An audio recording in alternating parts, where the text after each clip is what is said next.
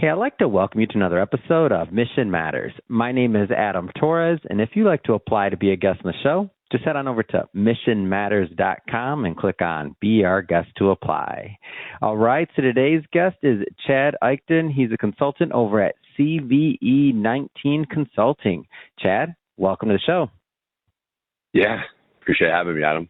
Look forward to it. All right, man. So for everybody listening, just, man, I've been trying to get Chad on the show for a long time. We met now maybe going a year ago or so, would you say, Chad? How long has it been?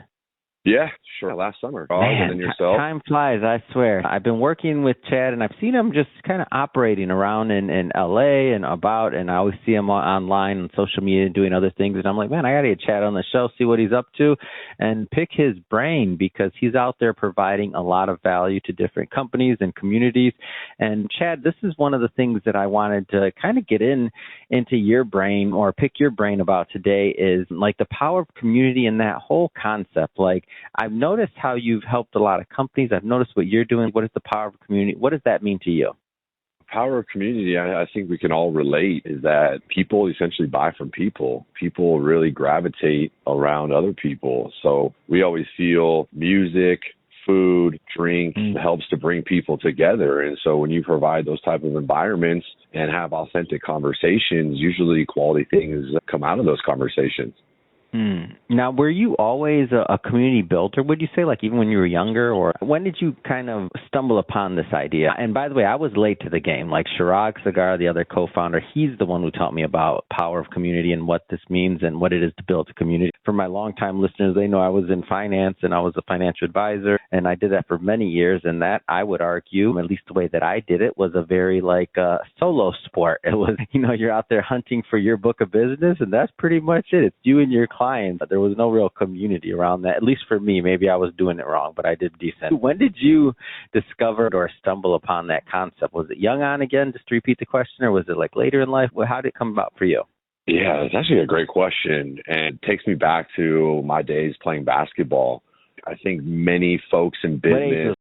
What age was this, roughly? I mean, quite frankly, we're talking like 10, 12 years old. Yeah, that's what I was thinking. But many of us obviously grew up playing some level of a sport to try it out to see if you liked it, whether it was baseball, softball, soccer, volleyball, basketball. I'd say those are some common ones, at least here in the States.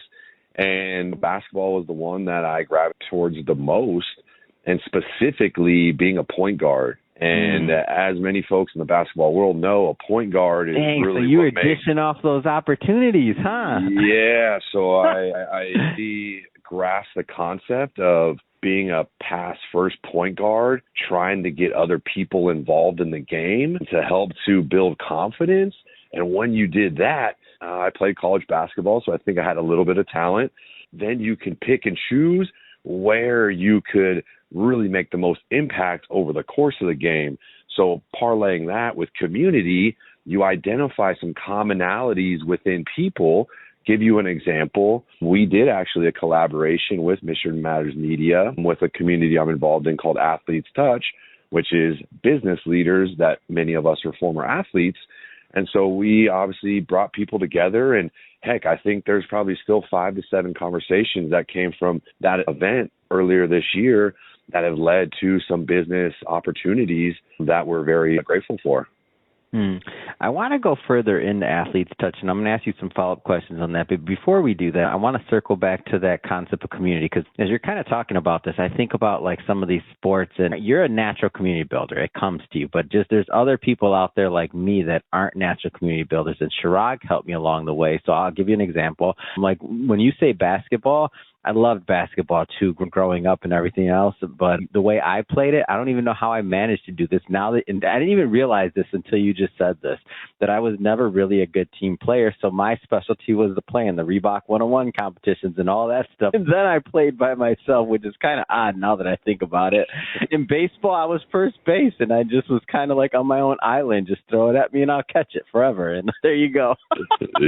So I've never been a natural community builder, which, I mean, it might might sound odd because of my current position and what I do. I think most people would just like think I always had that, but it was a learned skill for me, again, that Chirag dripped on for me for many years. So for those out there that aren't natural community builders, such as myself, what would be some tips or some thoughts around maybe even how you're able to do what you do? Because what you do is unique, by the way, because I've seen you navigate through many different, not just many different organizations and provide value. So what are some tips? Yeah, I think two things come to mind. I think the easiest one, quote tip, is obviously identifying interests you have, hobbies you have, whether it's personally and or professionally. So for me, if it's like, okay, hey, I'm really involved in sports and now I've gravitated to really being a fan of golf, where can I find people that are so, okay, go to the driving range, right? So now you start talking about consistently showing up so that people can get to know you, see you. Now you start a conversation. Obviously, we know how that evolves. But I think is identifying something you enjoy and putting yourself in an environment that you want to be around those folks. Obviously, here we have different pockets of LA that have their own vibration. Yesterday, I was at this membership-based co-operating, co-working place that's newer in the Venice community called The Kin. And I can see these people intermingle, that really this community is built around founders. So these people come because they're comfortable and they want to be around other founders. They want to understand their journeys and how can they help each other. Right. So I think it's the commonality. But I think tip number 2, don't be shy. Don't be afraid to get comfortable being uncomfortable. So if it's something that you want to learn more about or get better at, well, then show up and listen, pay attention, ask some questions. So I'm not a founder, but I showed up because I want to better understand founders and hear their stories. I have a couple ideas in mind that if I wanted to really push the gas pedal, that now, I'm surrounding myself around another community that I'm not the most comfortable around because I don't speak that quote unquote language. Now, how beautiful is that space, The Kin? And they have a crazy, amazing podcast studio and all that upstairs and their co-working space. Like, how cool is that place in Venice? And their community, it's so Venice. I've only been there once, but it's so Venice. How cool is it? Like, you get there and you're like, yeah, this feels like Venice. Yeah, and another reason right, I'm showing up, supporting one of the gentlemen that's a co-founder. Shout out to Oliver. But we're looking to do a collaborative event that I could foresee Kin being a host. We do a Mission Matters podcast panel, something or other that's powered by Athletes Touch, right? So that's where my head goes into as we navigate, obviously, into 25, right? How can we put these events together to bring people closer? And so circling back to Athletes Touch, maybe just give a little bit about the organization for those that aren't familiar with it. Like maybe go a little bit deeper and tell us about the organization. At a high level, this was originated, 2 co-founders. We're both high-level athletes, one at USC and then the other at University of San Diego, baseball and tennis respectively. On Provisors, many folks know or maybe be part of Provisors. They're one of the nation's largest networking communities. And they liked the model, but they thought there could be a better purpose around athletes because as many athletes know, especially the high-level ones, your career comes to a stop maybe at 22, maybe at 24. If you're fortunate to make it to the professional ranks, maybe 28, maybe 30. You're still, quote unquote, young, but you've been so dedicated to your sport. You're like, well, what do I do next? And so they ultimately wanted to build a community. If you're already in business, great. But if you're looking to get into business, this was an opportunity to meet people that were like-minded and lived in your shoes, quote unquote. So this started here in LA with 1 chapter 15 years ago. And fast forward, we have 9 chapters here locally from Santa Barbara to San Diego. I helped lead our West LA Venice chapter. And this year, we felt we had a proven concept locally that we launched Nashville and New York, and we're to success this year, which has been great. And now we're launching Dallas in Q1 of 25 and looking to continue to expand. And now it's great because if you are in a profession that you're not territory specific, now we're building bridges across the country, and especially in the virtual world, now we're making it easier for you to expand your business operations and opportunities. What do you think has made Athletes Touch so successful or so sticky and helped it in growing community? Because there's a lot of people listening to that, they want to grow their own communities, whether it's for their businesses, for a cause, or otherwise. Like, what do you think has contributed to making Athletes Touch so successful as a community? Yes, another quality question. The common feedback we get is it's authentic. Like people are really encouraged to build a relationship. So it is relationship forward over transaction. So if you're looking to come in and try to sell something and do business quick, maybe it's not the fit for us. But if you're like, hey, I want to build a relationship, and then let's ultimately find ways that we can help each other. I mean, we're big advocates of not just networking, but connecting. So we coined it the art of the introduction. So if I'm like, okay, Adam, nice to meet you. Hey, I'm just curious, like, what kind of people are helping you move the ball down the field? And you're like, well, Chad, with what I'm building today, I actually could use some more guests on my podcast. Okay, well, guess what? Let me introduce you to Rob Gregg, the founder of one of the companies I'm consulting for, Stan Shoes. Now I want to try to connect you with some people. And you're like, holy heck, that's pretty cool that Chad thought to connect some people to me and didn't just take my business card and maybe or not I'll hear from him, or I just end up on his weekly newsletter. Yeah, and actually that's a great transition. So you mentioned consulting for Stan Shoes, which I've been the beneficiary of your consulting, man. Those shoes are so comfortable, and I've been wearing them now for I think a week straight now. You told me you were like 3 days, give it at least 3 days, and I did, and oh my gosh, I just feel different. I clock and I do at least 13 to 15,000, sometimes as much as 20,000 steps a day when I'm covering conferences, whether it's in Vegas or California or Florida. Believe it or not, I'm walking, man. I only get to sit down during the interviews, and that's only a certain portion of the day. But the rest of the day, I'm walking, whether it's standing up, greeting people, or otherwise. I'm getting my steps in, whether I want to or not, by the way. So the shoes have been super helpful. I see your community building, you're reaching out, you're making these connections. Like you've managed to turn that into a business. And so how have you done that? Because it's quite remarkable for me to watch you operate and not, like you said, providing value, for example, to Stan Shoes. Like, how have you done that?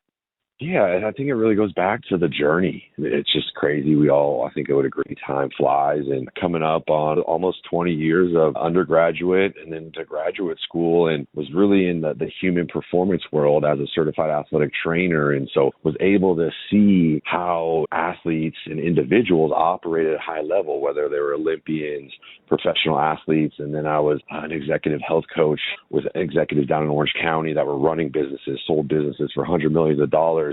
And that led me and motivated me into the business world a little bit, let's just call it corporate America, and was partnering with CFOs and HR leaders in different capacities to help protect their business and their people. And then I just trial and error was like, you know what, I feel like there's an opportunity to do this directly with select businesses that I actually have a little bit more passion about, and I can be selective on who we want to work with.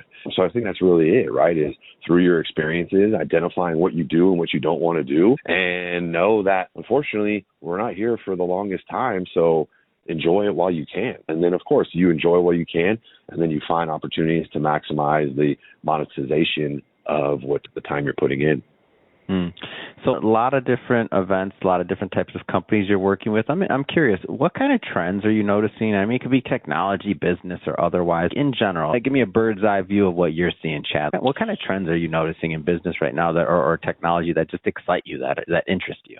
I think the common theme here is going to be around sport, just because that's one of my passions and everything that I've really have known over my personal and professional career. I'll share one other community that I'm a big fan of that my buddies have been building out. So like Athletes Touch, that's more of an interpersonal community. And this other community that I'm involved in called Profluence as a digitized community at the intersection of sport, media, and tech, built for sport founders, operators, advisors, investors.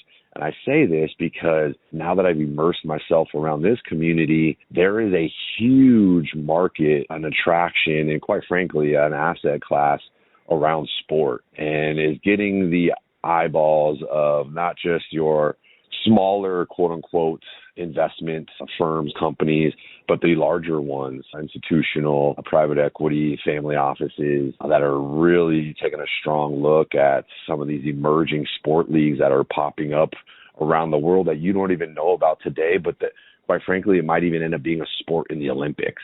I think it's an aggregation around sport, because then what happens within sport? You got the fan, you got the engagement, you got the technology, you got the platforms, you got the softwares to continue to keep that flywheel moving. Then you got the brands and the foods and the beverages, and then how is that integrated?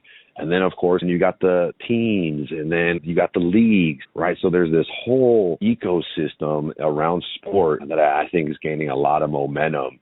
I mean, look at the viewership numbers. Look at the media right deals. I mean, this is great. What did they just announce the other day?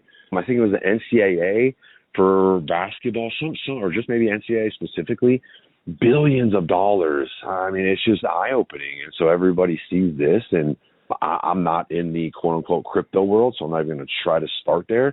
But look at what all that's fluctuating in that realm of the ethos of, call it blockchain, call it digital asset. So, yeah, I think sport specifically is something that is highly trending. And so getting back to the athlete side of things, you're an athlete, you're thinking about how to monetize, you're a former athlete. Let's talk about that. A former athlete, you're thinking about how to maybe monetize some of your experiences or some of, how you add value after sports. What kind of things are on your mind? Like looking at that big old landscape that you just now painted a picture of. You're thinking about what's next after sports. And you being out there maybe, and so this would be for somebody younger maybe that's just getting kind of started and they're just making that transition. And you're out there, you've been hitting the pavement, you're in the know because you're out on the front line of this and you've been on the front line for a long time. They're listening to this podcast episode right now and they're thinking, oh, wow, Chad gets me. What are some of the things that should be on their mind? Identifying where they might be able to add value. So if I'm like putting myself in this person's shoe and I'm thinking, okay, if I took notice of something I had an interest on, and let's just use LinkedIn from a professional standpoint, or maybe you are scrolling personally on your IG and you come across an ad, right? So then what would be that ask? What would be that reach, right? How would you be able to capture their attention? I mean, I thought it was pretty cool. This call I was on before, calling with you. We had a student at a university that not only is a D1 athlete today, she's also a founder and is building an application to help better serve student athletes when it comes to managing their nutrition programs.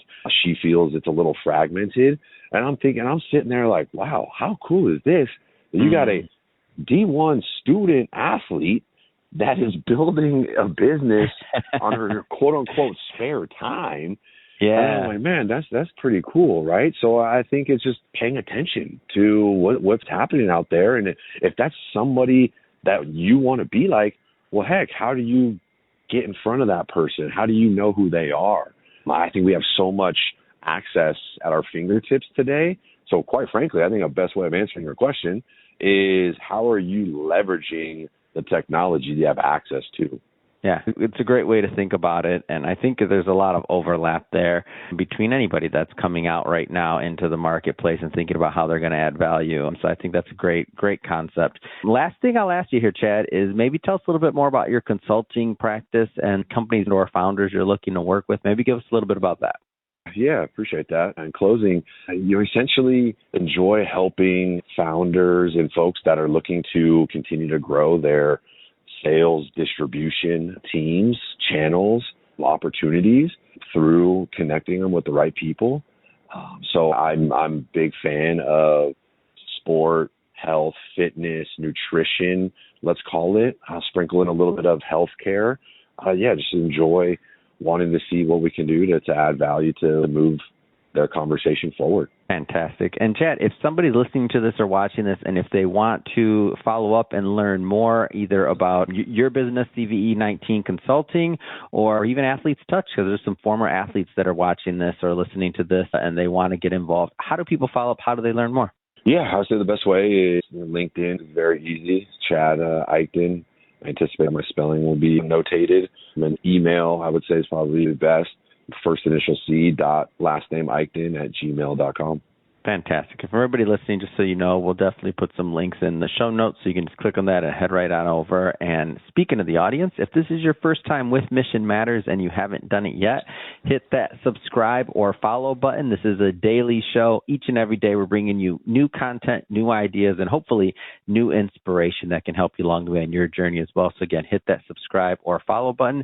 And Chad, man, thank you for coming on. Finally, we got to do this, so appreciate you. Yeah, man, this is great. Really look forward to it.